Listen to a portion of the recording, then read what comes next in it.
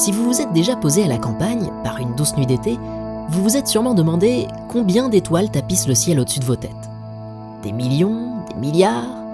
Non, votre œil n'en distinguera pas plus de 3000. Fraction infime des quelques 300 milliards de soleils qui peuplent notre galaxie. Mais il existe dans le cosmos des lieux à la voûte céleste autrement plus spectaculaires.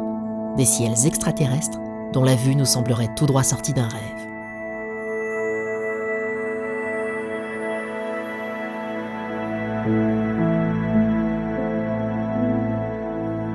Nous voilà transportés à la périphérie d'un amas globulaire, une vaste agglomération de plusieurs centaines de milliers d'étoiles liées entre elles par leur gravité respective et réunies dans une boule compacte d'à peine quelques centaines d'années-lumière. Cette étrange structure occupe la moitié du ciel nocturne. L'éclat hypnotisant de ces innombrables soleils nous invite au voyage. Plus on se rapproche du cœur de l'amas, et plus les étoiles sont nombreuses et proches les unes des autres. À l'intérieur, le ciel étincelle, dans toutes les directions. Il est si brillant que la nuit la plus sombre a des airs de crépuscule.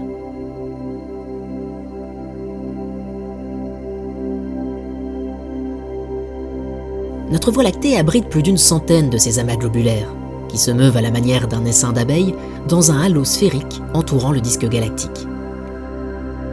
C'est dans ce type d'amas que résident certaines des plus anciennes étoiles de la galaxie.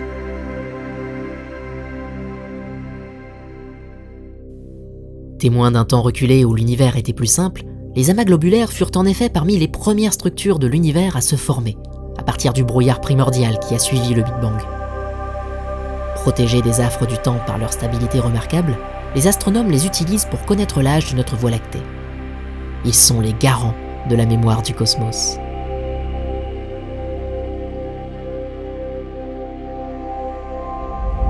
La planète sur laquelle nous venons d'accoster est une planète vagabonde, une planète sans étoiles, née au cœur d'un amas globulaire. Nous avons eu de la chance. Ici, les planètes rocheuses se font rares. En effet, les étoiles des environs ne produisent que peu d'éléments lourds comme le fer ou le silicium, nécessaires à la naissance de tels mondes rocheux.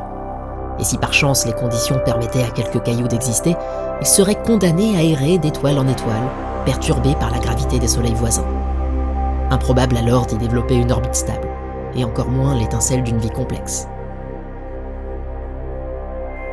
D'autant que le cœur d'un amas globulaire est un lieu hostile, aux dangers multiples.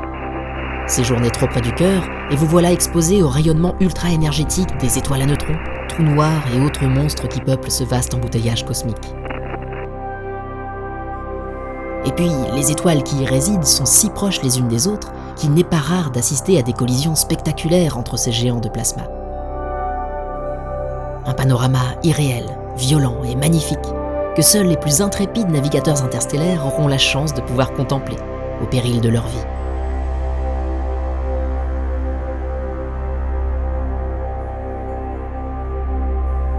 En attendant, rien ne nous empêche de profiter du spectacle en toute sécurité depuis la Terre, à travers l'oculaire d'un télescope amateur, dans la tiédeur d'une douce nuit d'été.